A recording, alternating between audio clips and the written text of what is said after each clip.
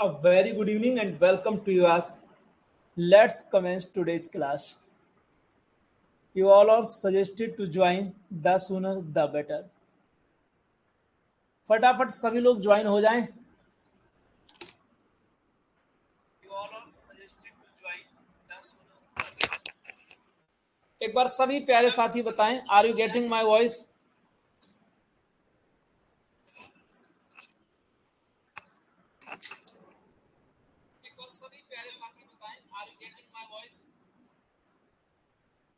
तो चलिए फिर कमेंट्स करते हैं आज के सेशन को. और हमारे बीच में काफ़ी साथी ज्वाइन कर चुके हैं. Ajay ji, Shalini ji, Anju ji, thank you for reminding me.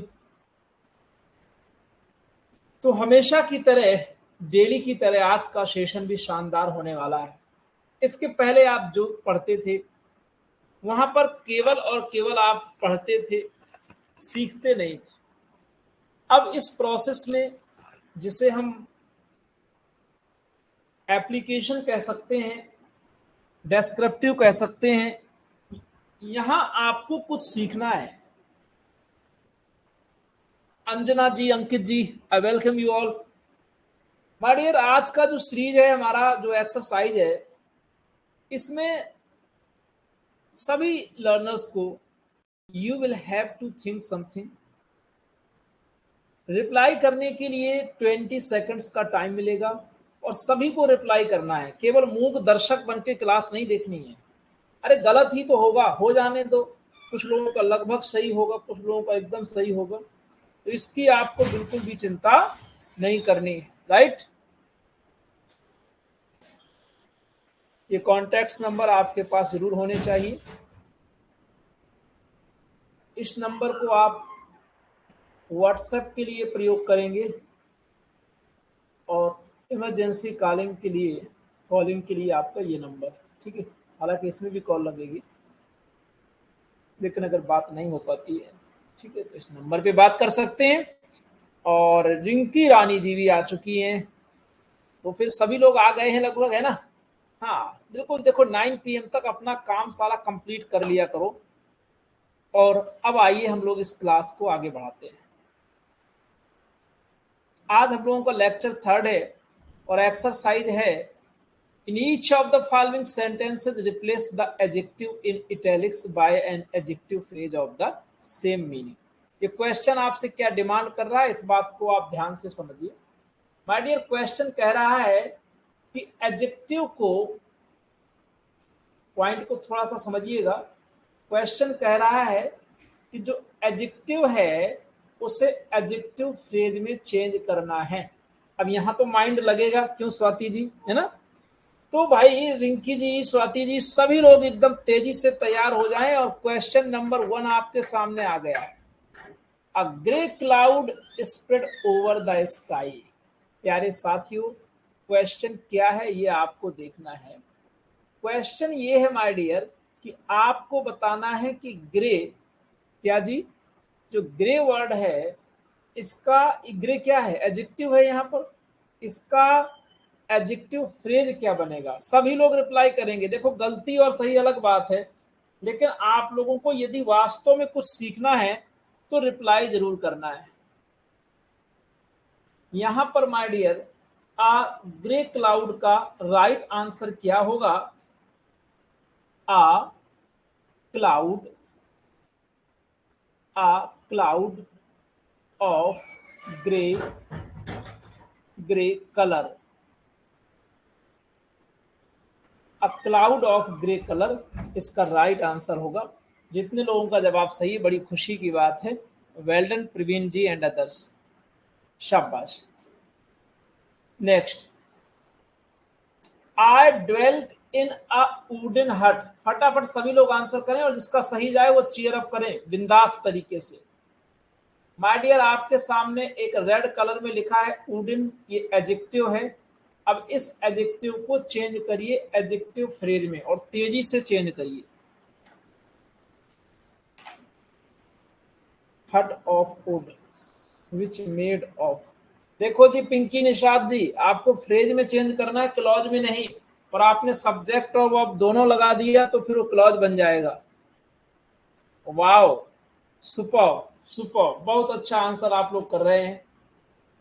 Wooden हट, इसे चेंज करना है, वुडन को किस में चेंज करना है माय डियर, इस वुडन हट को फ्रेज में चेंज करना है, यानी खास तौर से वुडन वुडन को चेंज करना है। तो भाई हट लिखा है तो हम हट तो लिख ही देंगे, तो हमने लिख दिया, क्या लिखा, हमने लिख दिया आ हट। ऑफ लगाएंगे, पक्की बात है, आ हट नहीं, यहां पर ऑफ नहीं लगाएंगे, हम सीधे सीधे वर्ब की थर्ड फॉर्म लगाते हैं, आ हट build, built of, built of would. अब जितने साथियों का आंसर सही हो थम्स अप करो, चीयर अप करो। बिल्कुल एक ही जवाब इसका सही है यहाँ पर, आ वुडन हट का होगा आ हट बिल्ट ऑफ वुड, सीधे सीधे कि यानी कि क्या, एक जो झोपड़ी है वो बनी किसकी है, बिल्ट ऑफ वुड, यानी कि लकड़ी की बनी हुई है। चलिए अब नेक्स्ट क्वेश्चन की ओर चलते हैं। थोड़ा सा इंटरनेट कनेक्टिविटी की प्रॉब्लम आज फिर दिख रही है, एक बार बताएंगे आप लोगों को वॉइस मिल पा रही है, क्योंकि यहाँ स्क्रीन में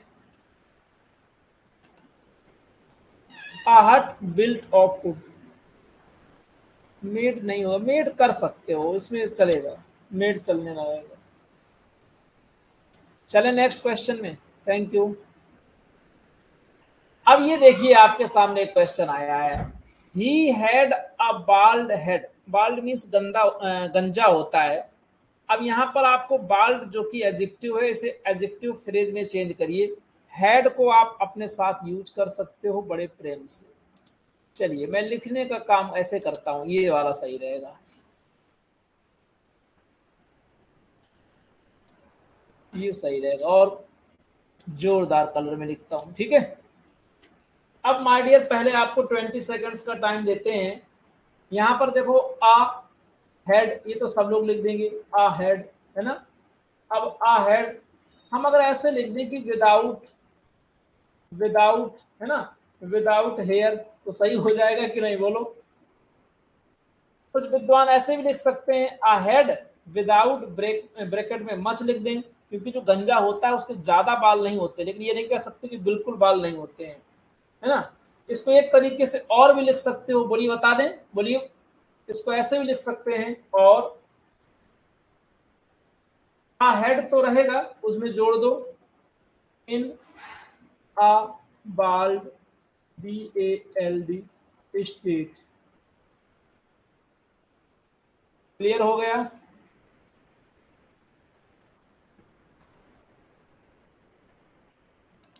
ये आपके सामने बन गया क्या, adjective phrase. Is it clear. Question number 4, she वोर अ डायमंड नेकलेस।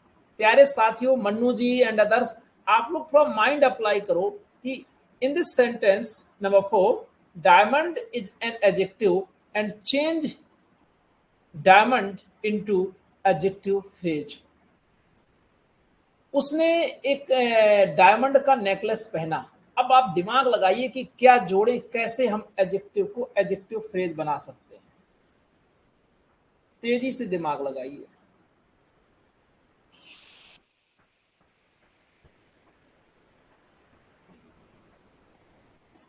भाई नेकलेस है तो ये तो पक्की बात है ना, ये नेकलेस है तो ये तो पक्की बात है कि पहले आप सबसे पहले क्या करेंगे, सबसे पहले तो आप लिखेंगे नेकलेस, तो आपने लिख दिया ANECKLAC, अ नेकलेस। क्या हुआ भाई, लिख जाओ, a necklace, NECKLAC, a necklace लिख दिया, सबने लिखा। अब इसको हम जोड़ दें कैसे, सेट विद डायमंड, ये आपका बन गया adjective phrase. A necklace set with diamond, ही or a necklace set with diamond. अब मेड ऑफ डायमंड भी चलेगा, ठीक है, चलेगा, कोई प्रॉब्लम नहीं। क्वेश्चन नंबर 5 दौड़ेगा एकदम। देखिए, it was a horrible night, question number 5 में I want to see your alternatives. Network problem आ गई यार, ये नेटवर्क प्रॉब्लम ज्यादा ही परेशान कर रही है। कौन वाला समझ में नहीं आया? अच्छा देखो, आपने नेकलेस हार तो कभी पहना होगा, अरे किसी को पहने देखा होगा शादी विवाह में। तो जो चाहे वो जिस चीज का हो, आ नेकलेस सेट। अब हम जो नेकलेस हमारा होता है ना, उसे हम सेट ही तो बोलते हैं, एक हार का सेट। यहाँ ये सेट शब्द इसके साथ जुड़ा है। उसमें लगा क्या है? नेकलेस में है, नेकलेस है तो हार गले का, उसमें है क्या? विद डायमंड, डायमंड लगे हुए हैं, बस सेट ये बनाया गया है। अंजू जी का जवाब स्क्रीन पर बिल्कुल गलत आ रहा है और रमेश गुप्ता जी भी बिल्कुल गलत आंसर कर रहे हैं। ये बड़ी खुशी की बात है कि हमारे अच्छे विद्यार्थी गलत आंसर करते हैं। और यहाँ पर अजय जी लिख रहे हैं अ नाइट ऑफ हॉरर। मैं सब देखना चाहता हूँ कौन कितना सही क्या लिख रहा है। अ हॉरिबल नाइट। तो पहले तरीका सीखो, सबसे पहले आप लिखोगे अ नाइट, इतना तो सब लिखोगे। A night of horror, a night full of horror, ऐसे लिखोगे, ये होगा एकदम सही। A night full of horror, यानी कि अ हॉरिबल नाइट का होगा a night full of horror. अब एक्चुअल में जो आपने एडजेक्टिव फ्रेज बनाया वो क्या है आपका? ये है फुल ऑफ हॉरर। नाइट तो आपने यहां से उठा के रख दिया। Is it clear? मजा आ रहा है? क्यों जी? अब कुछ दिमाग लगाना पड़ रहा है। They went by Siberian railway. सभी के जवाब देखना चाहेंगे हम। आपको ये पता चल चुका है माय डियर कि इधर साइबेरियन एडजेक्टिव है। अब आपको बनाना है एडजेक्टिव फ्रेज। अच्छा मजे की बात आपको बता दें, जब आप एडजेक्टिव फ्रेज बनाते हैं तो आप नाउन का प्रयोग जरूर करते हैं, राइट? क्यों अंजू जी, क्लियर हुआ? अरे वाह भाई, बहुत अच्छे अजय जी, क्या बात है। किसने? दीपा चटर्जी हमारे बीच में है, इन्होंने गलत जवाब दिया है। साइबेरियन कैसे हो सकता है? अरे आपने अजय जी ने राइट आंसर दिया है। तो माय डियर भाई, साइबेरियन रेलवेज का मतलब है the railway of Siberia, the railway of Siberia. लेकिन ये पूर्ण रूप से सही नहीं है। तो आप कहेंगे कि गुरुजी एकदम सही बताइए, हो सकता है हमारा कोई साथी बिल्कुल सही आंसर करे आपके बीच में, है कि नहीं? ऐसा भी हो सकता है। तब तक मैं लिखता हूं। देखो जी, यहां पर लिखा क्या है? लिखा हुआ है द साइबेरियन रेलवेज, है ना? तो साइबेरियन रेलवेज को हम चेंज करेंगे तो पहले तो हम लिखेंगे द रेलवे। क्या लिखेंगे? हम लिखेंगे द रेलवे। हमने रेलवे लिख दिया। फिर क्या लिखेंगे? कुछ जोड़ना पड़ेगा। Running, RUNNING, through, THROUGH, Siberia का S कैपिटल कर दो, SIBERIA।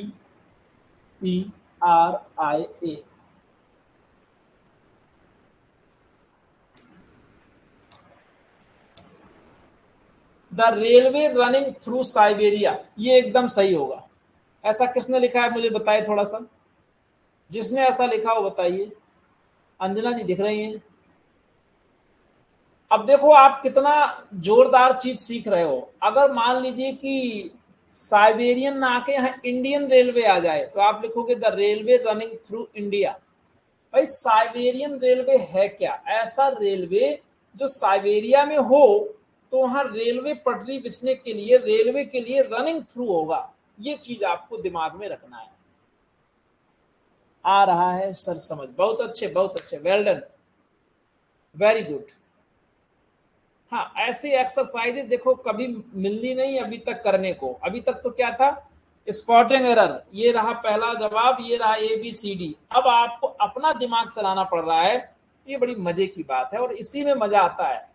सभी लोग आंसर करें माय डियर। जितने भी हमारे लोग हैं सभी को रिप्लाई करना है, राइट हो या रॉन्ग।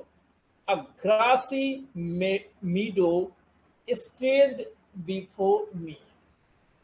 ग्रासी एडजेक्टिव है, इसे एडजेक्टिव फ्रेज में चेंज करोगे तो नाउन साथ में जोड़ लेना। कहने का मतलब अ ग्रासी मीडो, पूरा एक साथ आप समझना इसको, ठीक है।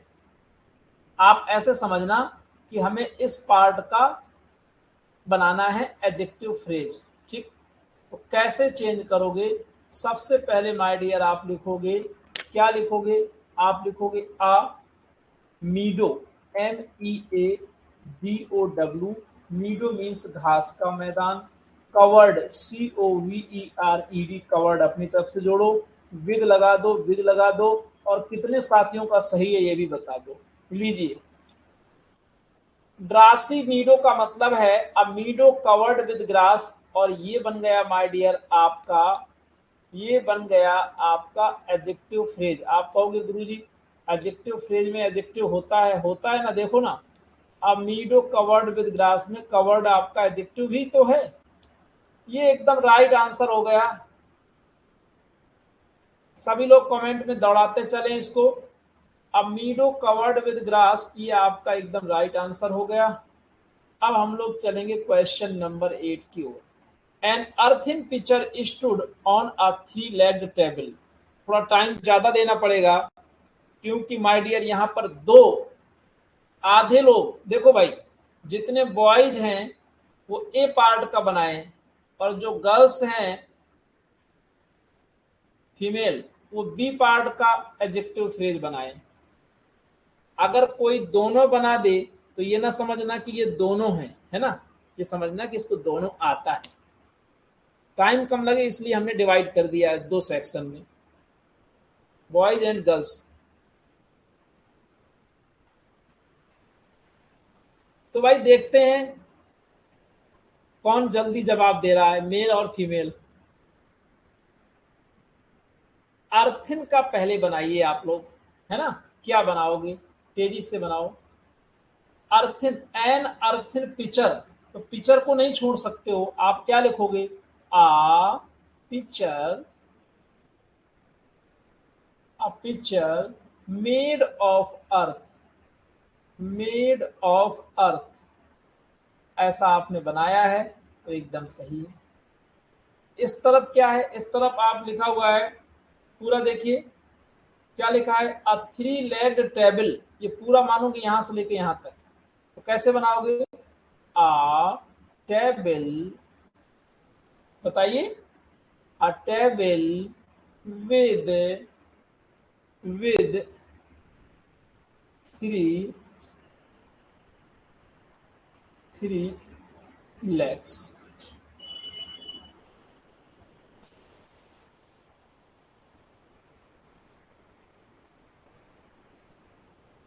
A table with 3 legs, very good। Is it clear? हमारे किसी भी साथी को ये पॉइंट क्लियर ना हो तो तुरंत क्वेश्चन कर लो। Is it clear?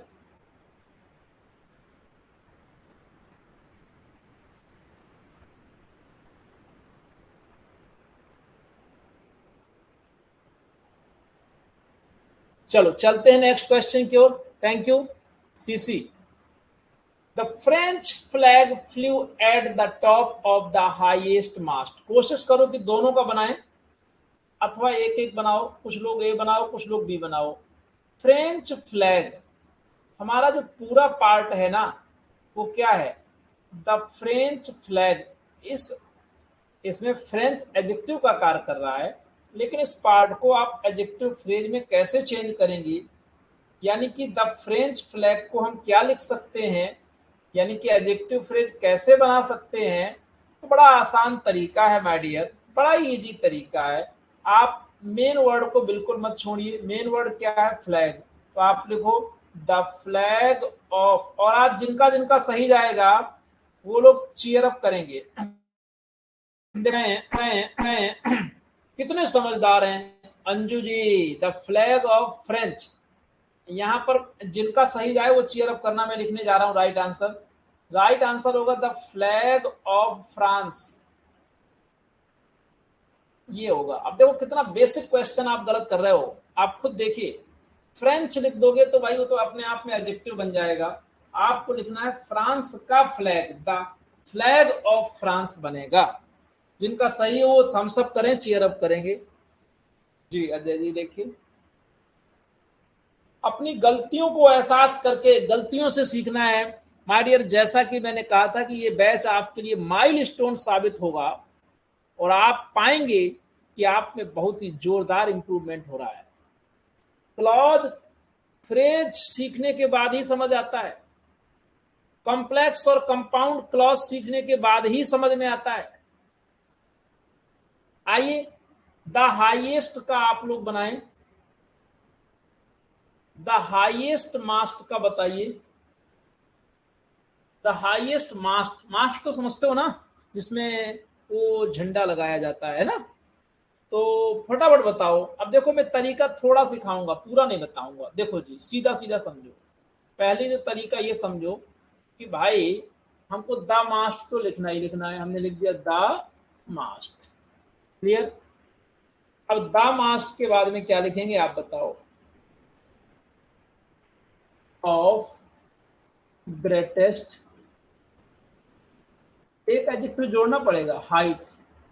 The mast, MAST, यहाँ स्पेलिंग मिस्टेक है, थोड़ा सा सही करेंगे। द मास्ट फिर स्पेस देंगे, the mast of highest greatest height, HGS।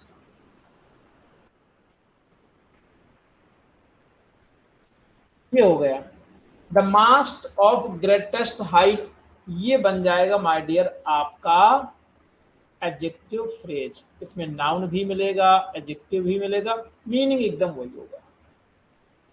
क्योंकि जितने लोग सही लिख रहे हैं अपने आप से लिख रहे हैं कि मेरा सुनने के बाद लिख रहे हो, कुछ भी हो तैयार होना चाहिए। दोबारा क्वेश्चन मिले तो एकदम राइट होना चाहिए, राइट। लीजिए बहुत ही बेहतरीन क्वेश्चन आपके सामने। That was a cowardly act, यहाँ पर कावर्डली एडजेक्टिव को एडजेक्टिव फ्रेज में कन्वर्ट करें। Very good Swati ji.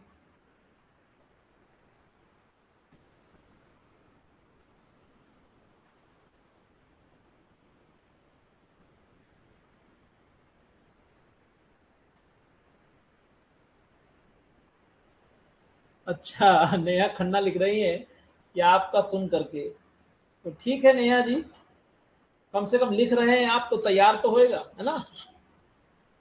चलिए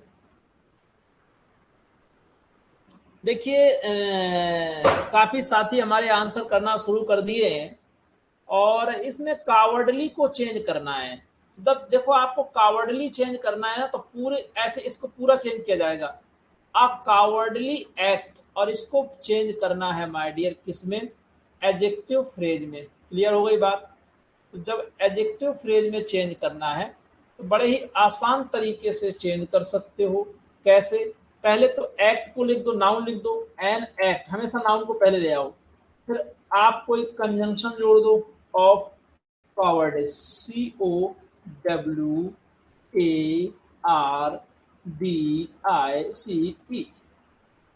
एन एक्ट ऑफ कॉवर्डिस। कितने लोगों ने लिखा है बताएंगे। इन नहीं होगा, in act of coward, coward नहीं होगा। एन एक्ट ऑफ कावर्डिश, कायरता का कृत्य, कावर्डली एक्शन होता है।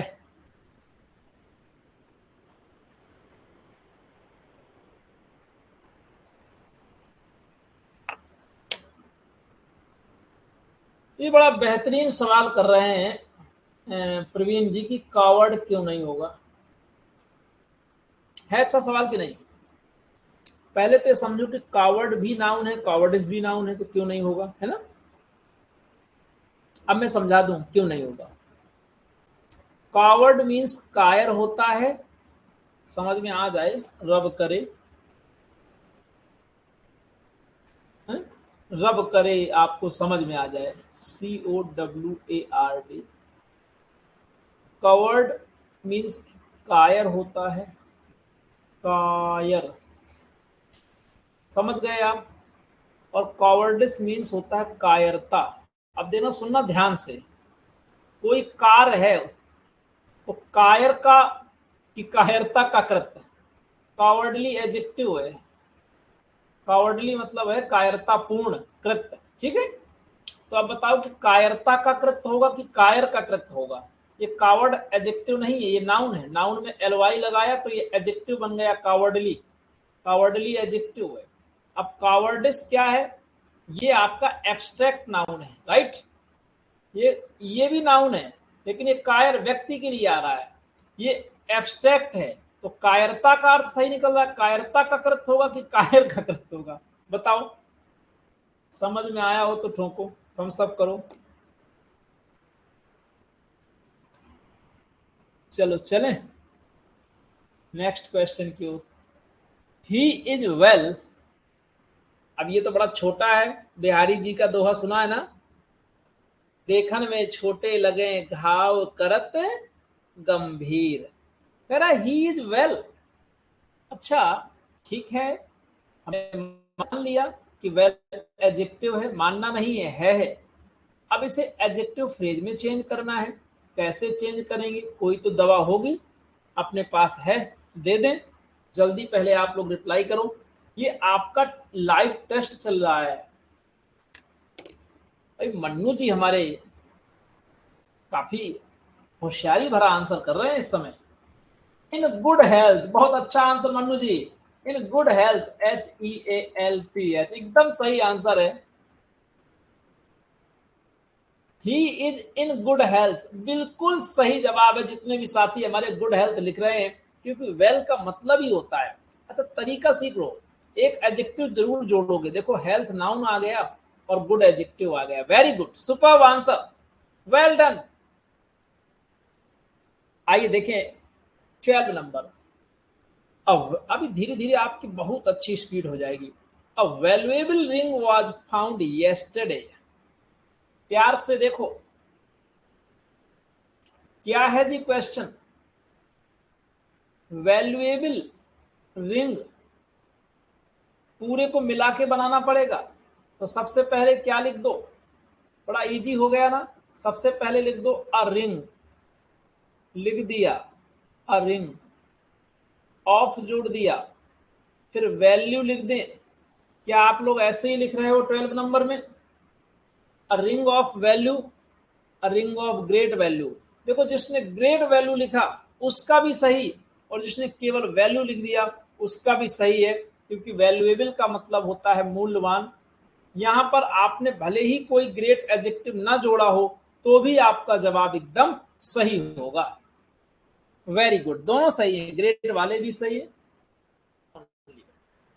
Heroic deeds deserve admiration, heroic adjective है लेकिन हम पूरे पार्ट को जोड़कर बात करेंगे। हेरोइक डीड्स का मतलब है वीरतापूर्ण, वीरतापूर्ण कार्य। हम कैसे इसको चेंज कर सकते हैं, हम लिख दें, क्या लिख दें, सबसे पहले हम लिख दें डीड्स, डीड्स मतलब कार्य, फिर ऑफ लगा दें। अब देखो वीरता किसका मतलब होता है, हेरोइक क्यों है। अगर हम यहाँ हीरोइज्म लिख दें HEROISM तो भी तो बात बन जाएगी, डीड्स ऑफ हेरोइज्म। शाबाश, बहुत अच्छा आंसर कर रहे हैं भाई, गजब। मच सेड अबाउट द सी। आप पूछिए गुरुजी कुछ रेड करिए तब तो बताएं। तो प्यारे साथियों यहाँ स्विस को बताना है, यानी कि अगर पूरी बात मैं करूं, पूरा कह दूं कि कहां से कहां तक, तो द स्विस ये सीनरी लिखा हुआ है, सही है। एजेंसी हमने बोल दिया, सीनरी ही सही है। Much has been said about the Swiss scenery, तो सीधा सीधा आप क्या करोगे, सबसे पहले क्या लिखोगे, पहले से पहले आप लिखोगे द,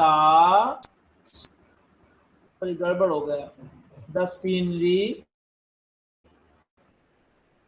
पहले बनाएगा TENEYRY, द सीनरी ऑफ। अब बताओ क्या लिखोगे, स्विच, स्विच की जगह क्या लिख दोगे, ZERLAND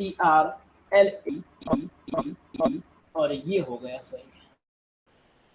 Swiss Swiss Swiss Swiss Swiss यहाँ एडजेक्टिव है।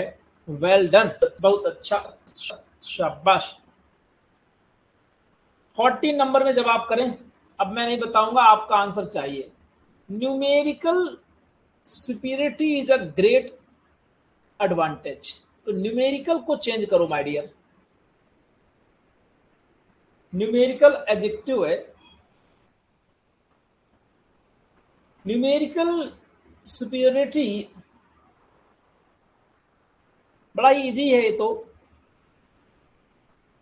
चेंज करिए फटाफट।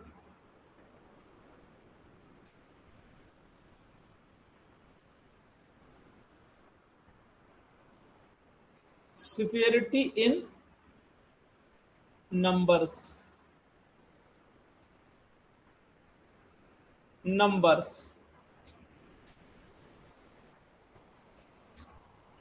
यानी संख्या में जो श्रेष्ठ है, तो आपका बन गया। बहुत अच्छा जवाब शालिनी जी, सभी लोग। The Rajputs were passionately fond of martial glory. तेजी से जवाब करेंगे।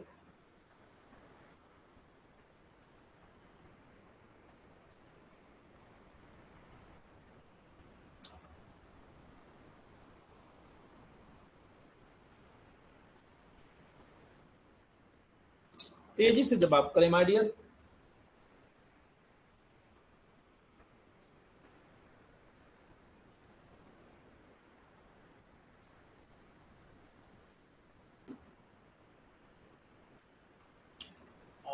Fond of glory in war.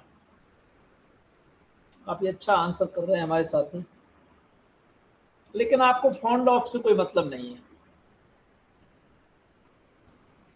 केवल आपको मतलब यहां से है, मार्शल ग्लोरी से। कैसे चेंज करोगे? The glory of fighting, the glory of fighting और वॉर। भाई मार्शल का मतलब ही होता है कि जो फाइटिंग अथवा वॉर से संबंधित हो।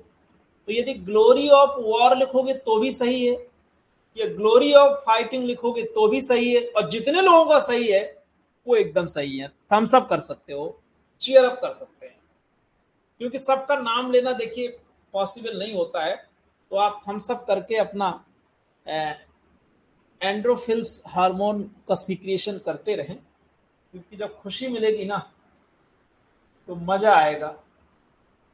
कई प्रकार के हार्मोन्स आपके अंदर एक्टिव हो जाएंगे और वो आपको रैंकर्स बनाएंगे। इस बार सिलेक्शन नहीं, टॉपर चाहिए। इवास का मंत्रा ही यही है। काम इस कदर करना है कि टॉपर चाहिए, सिलेक्शन तो होगा ही। 17 number. I have pass two sleepless nights. बड़े ध्यान से जवाब करेंगे, दिमाग लगा के जवाब करेंगे। स्लीपलेस नाइट्स, तो स्लीपलेस एडजेक्टिव का एडजेक्टिव फ्रेज में कन्वर्ट करना है, तो थोड़ा दिमाग लगाना पड़ेगा। इतना तो सबका दिमाग चल गया कि क्या होगा पहले, नाइट्स, है ना। अब नाइट्स के बाद क्या लिखेंगे? अगर हम ऐसे लिख दें कॉमन बुद्धि से कि स्लीपलेस नाइट्स क्या होगी, नाइट्स विदाउट स्लीप। अगर ऐसे लिख दें तो कितने लोग मेरे साथ जा रहे हैं? नाइट्स विदाउट स्लीप, काफी लोग जा रहे हैं भाई। अरे बिल्कुल सही है। विदाउट स्लीप का मतलब ये एडजेक्टिव फ्रेज ही है, बिना नींद के। काम एडजेक्टिव का करे हो फ्रेज, बस इतना देखा जाता है, उसे एडजेक्टिव फ्रेज कहते हैं। ये जरूरी नहीं कि आप एडजेक्टिव खोजने चले जाओ। He is a professional cricketer, और हम देखना चाहेंगे, आई वुड लाइक टू सी, कौन करेगा इसका जवाब सही।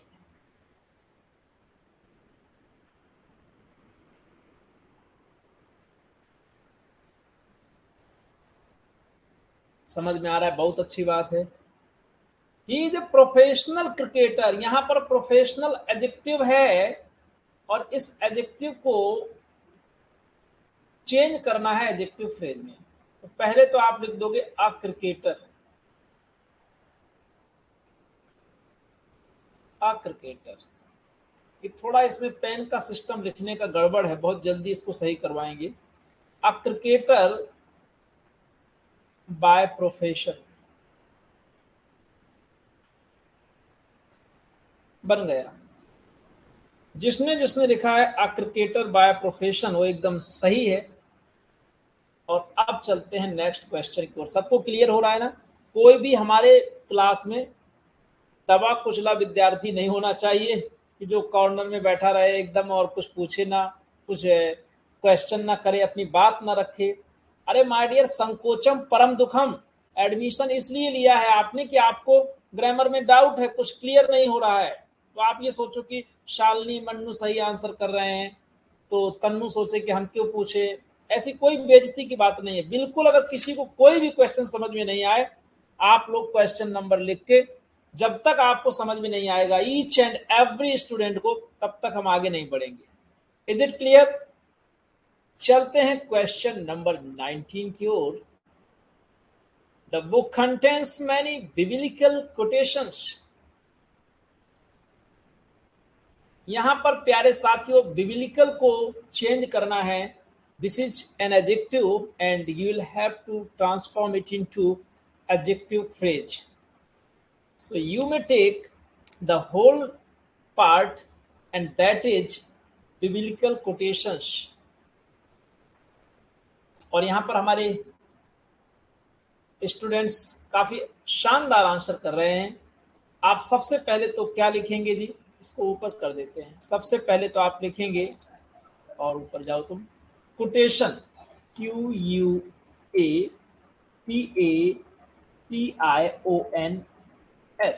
कोटेशंस। फिर ऑफ लगाओगे। अब देखो बिब्लिकल का मतलब बाइबल है, तो सीधे लिख दोगे कोटेशंस ऑफ बाइबल, BIBLE। अगर आपने यहाँ थोड़ा सा स्पेलिंग मिस्टेक थी, QUO है ना, TATIO। कोटेशंस ऑफ बाइबल यदि आपने लिखा है तो आप बिल्कुल सही हैं। काफी अच्छे आंसर कर रहे हैं आप। रब जाने कैसे कर रहे हो, लेकिन अपने यदि विवेक से कर रहे हो तो फिर बहुत अच्छी तैयारी चल रही है। She wants medical advice. She wants, वो चाहती है। क्या चाहती है? एडवाइस। अब एडवाइस के बारे में जो लिखा है उसके अकॉर्डिंग दिमाग लगाओ। She wants advice of medical nature.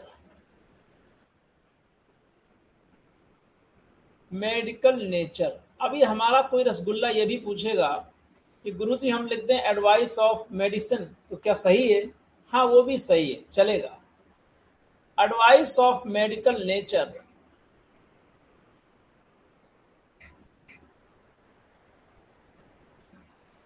Next question की ओर, जो कि आज का लास्ट क्वेश्चन, ऑन टाइम। देखो टाइमिंग देखो अपनी पहले, और कुछ नहीं है ना। 40 में हम लोगों ने टाइम दिया है ग्रामर का, तो एकदम right. Last question, a tall soldier stepped fourth. यहां टॉल को चेंज करेंगे आप एडजेक्टिव फ्रेज में चेंज करेंगे। अ टॉल सोल्जर को लिखना है तो आप लिखेंगे सबसे पहले अ सोल्जर, SOLDIER,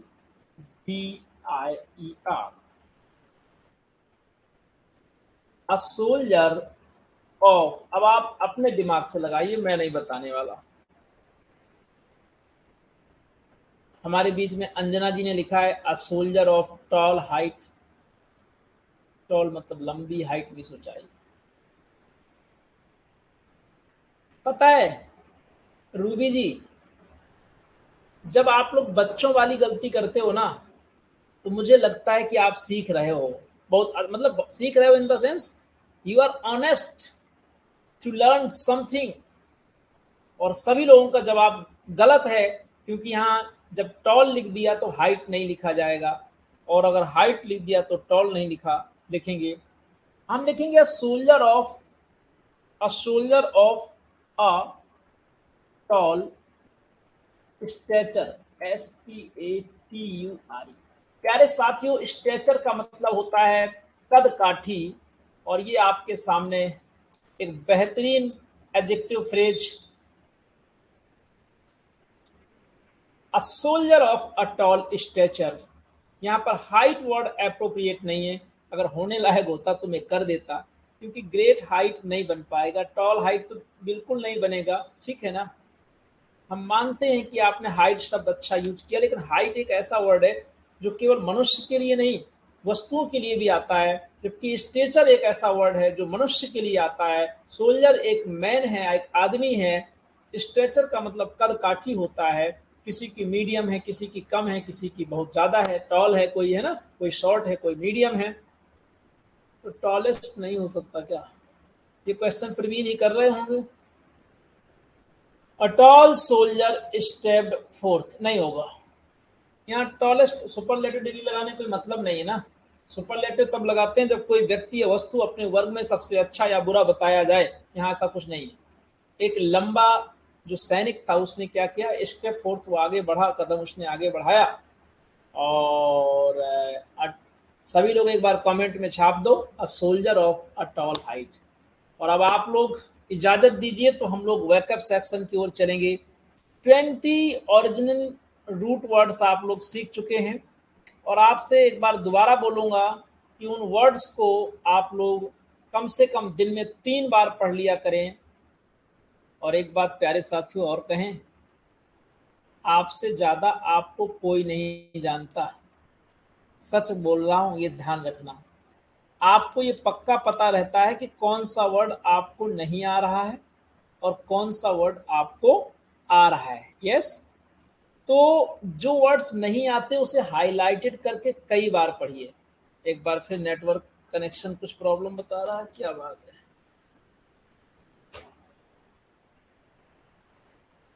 हाँ तो कोई बात नहीं है मन्नू भैया, एक्सरसाइज और है तो वो कल हो जाएगी। चिंता क्यों करते हो, अभी तो हमें कहोगे तो कल डबल क्लास लगा दूंगा। अब देखो, पढ़ाई होती है तो समय का पता नहीं चलता। एक बार सभी प्यारे साथी बताएंगे कि क्या उनको स्क्रीन में वेकअप दिख रहा है या नहीं। और यदि आपको स्क्रीन में वेकअप दिखने लगे तो हमें बता दीजिएगा, यस सर शो हो रहा है, और नहीं शो हो तो भी बता दीजिएगा।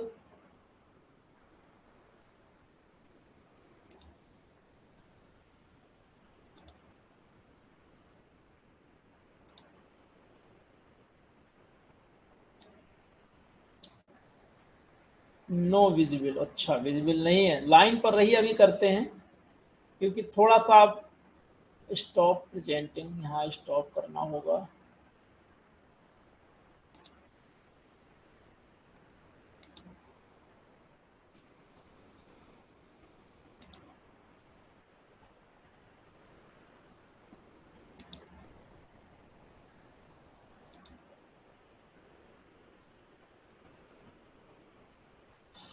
तो रिफ्रेश करना पड़ेगा।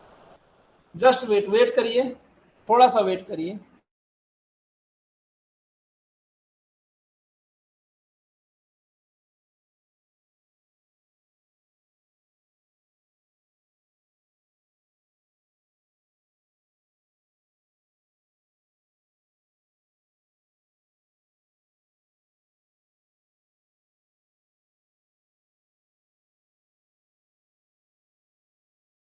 शाम को डेली 9 कुछ पहले कर दूंगा, अगर किसी को प्रॉब्लम नहीं होगी। 5 PM या 6, 5 या 6 कर देंगे, 5 PM 5 to 6, अगर आप में से किसी को प्रॉब्लम नहीं होगी तो। क्योंकि शाम को नेटवर्क का इशू इस समय ज़्यादा ही कुछ देखने को मिल रहा है। आई होप कि स्क्रीन आपको डिस्प्ले हो रही होगी वेकअप की, थोड़ा चेक करें, बताएं। वेकअप पार्ट 3 आपको डिस्प्ले हो गया? यस। और पूर्ण मनोयोग से सीखेंगे। थम्स अप करिए यदि डिस्प्ले हो जाए।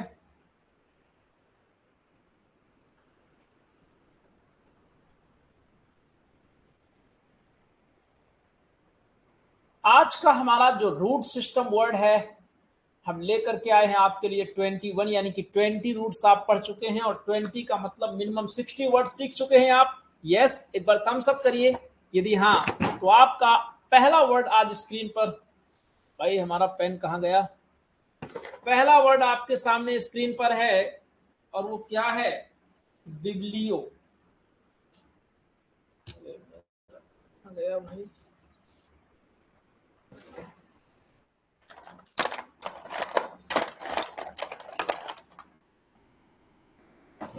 तो देखेंगे यहां पर माय डियर, ये जो बिब्लियो वर्ड है ये ग्रीक ओरिजिन है, राइट।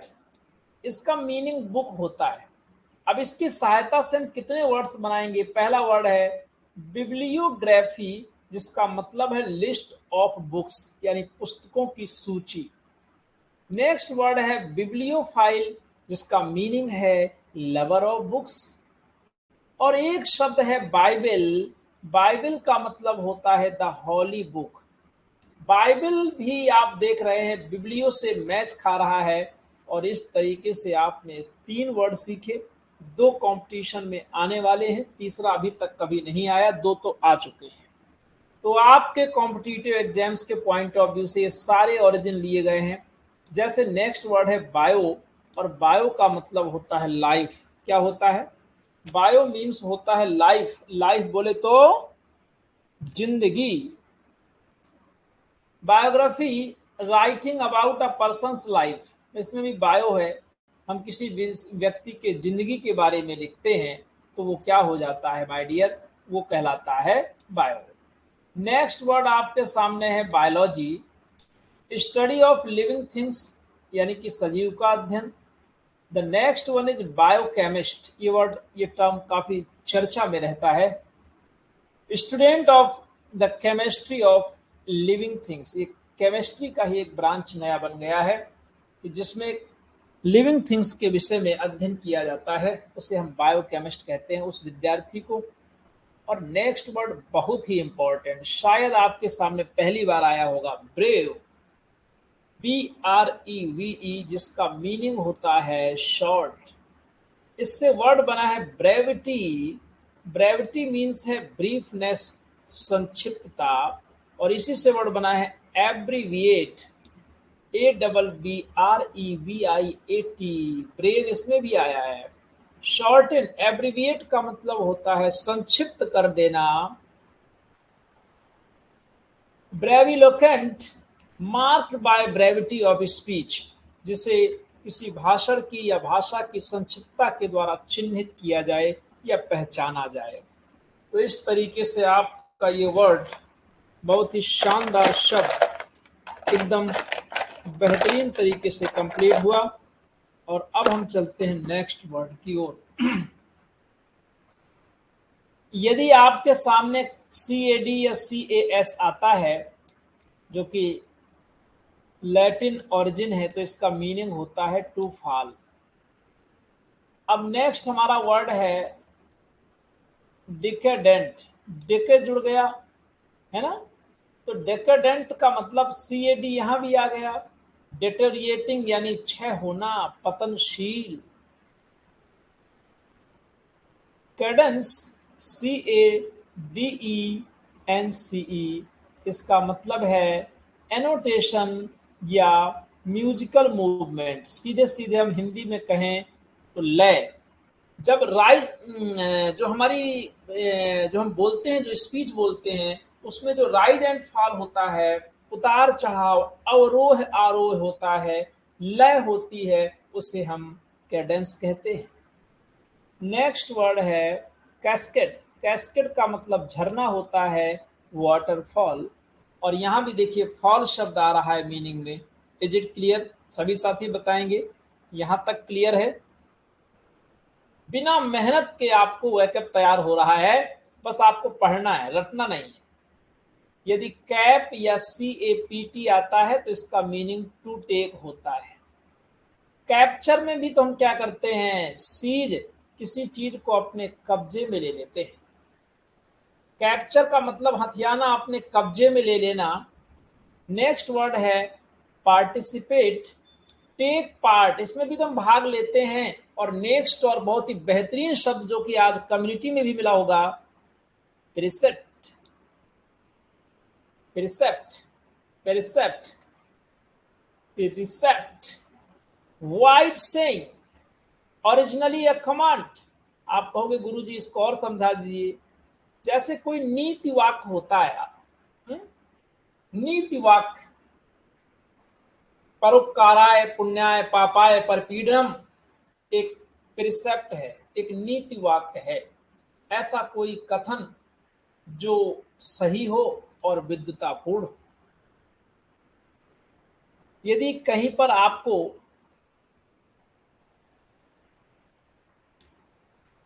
ये कैप्ट और CIP लगा मिले तो उसका मतलब टू टेक ही होता है। ये बात आपको ध्यान रखनी है। यहाँ पर माय डियर थोड़ा सा नोट्स आपका सही होगा, इसको सुधार कर लेंगे। ये चारों वर्ड एक साथ हैं, ये नोट्स बनाने में थोड़ा सा गड़बड़ी हो गई है, माफी चाहेंगे, है ना। और टाइपिस्ट के बीमार होने की वजह से मैंने खुद नोट्स तैयार किया जल्दी जल्दी में, तो ये गलती हम ही से हुई है। और हमारा जो टीए सही तो फिर सब कुछ सही, technical assistant. My dear next origin, next root है CAPIT, कैपिट या CAPT, जिसका मतलब हेड होता है। क्या होता है जी? हेड। हेड मतलब मुखिया। अब हमारे सामने जो वर्ड है डिकैपिटेट, डी, देखिए डी लग गया तो डी का मतलब क्या है? उल्टा, है ना। और कैप मतलब हेड, तो रिमूव या कट ऑफ समवंस हेड। डिकैपिटेट का मतलब है प्यारे साथियों किसी के सर को धड़ से उड़ा देना।